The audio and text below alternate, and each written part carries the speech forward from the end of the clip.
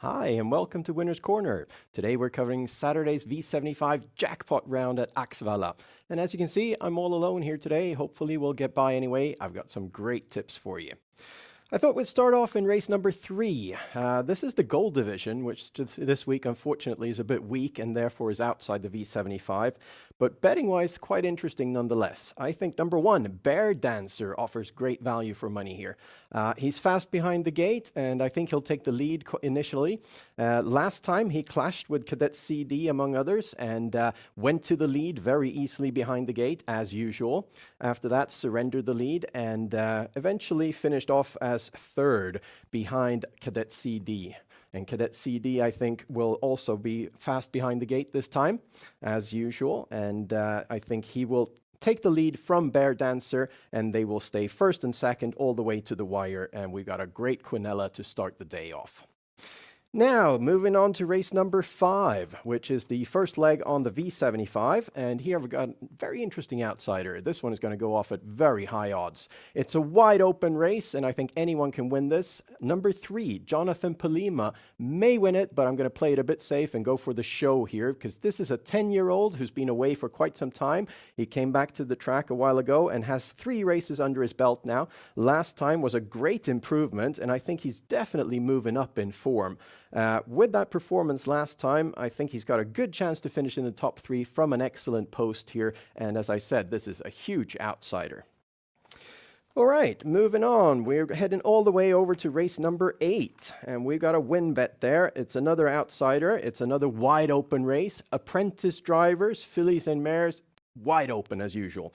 Number 4, Flashing Victory, comes with very nice form. A consistent performer, always finishes 2nd and 3rd, doesn't win all that often, but I think this could be the week that he does. Last time he finished great. He had a very poor starting position that time over the sprint distance and finished very well over the final stretch after a bit of difficulty through the last turn.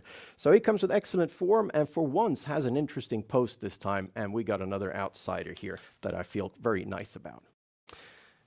Moving over to race 9, turn the page, and we've got another Quenelle here. Number 1, Firewire. This is a horse that I really like, constantly underestimated by the bettors. This time is no exception. I think this one will go off at relatively high odds. Firewire finished very strongly last time, was right behind the very, very nice trotter there that Per Hedqvist has. And I think that Firewire has great form and an excellent post here, fast behind the gate, and will likely take the lead in the start. Surrender it probably very early to number 4, Sambuca Knight, who is explosive behind the gate.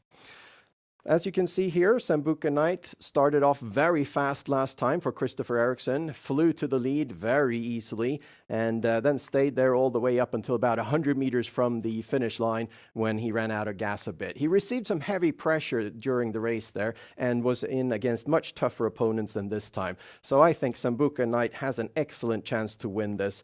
Going to go off as a favorite, but with Firewire on the Quenelle, I think we're getting decent odds at least. All right, that's that for the win bets. Now let's head over to the daily double. I've got a straight daily double for you as usual, and I'm going to go for the favorite in the first leg. Number 13, Southwind Fedji, who we just saw on the pictures earlier here. An amazing trotter. This one just keeps on impressing me. Starting off with 20-meter handicaps over the sprint distance, always difficult, but this is a horse you can send early on, and I think she's just simply better than the rest here. Then in the second leg, I've got a little bit of an outsider. I think number 3, Smokey Herman, offers good value for money here. Excellent post, fast behind the gate, sprint distance, Jepson driving. I like everything about this one. And I think also we're getting good odds because especially number 10 is going to draw a lot of attention here. And I don't think that horse can beat number 3 from the outside. So Smokey Herman, a banker in the second leg.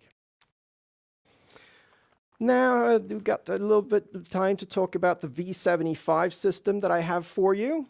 It's 600 combinations in total. I'm going all in here. I've got 3 bankers for us this week. Sambuca Knight, I think, will go to the lead. Southwind Fedji is simply better than the rest and will win despite a 20-meter handicap. Going to be a huge favorite, though, unfortunately. And then I'm going out on a limb a bit and banking the outsider Smokey Herman in the last leg. The first 4 legs, I'm hoping for upsets. I think they're wide open. I'm hoping Jonathan Polima wins the first leg, of course, and that would really make the value great on the V75. In the second leg, wide open. I'm using a lot of marks. Number 14, Helena Clip, is my first horse in there, and then it races legs 3 and 4. Once again, pretty open. Hopefully we get upsets in those legs and we can get the value up. 600 combinations in total on the V75.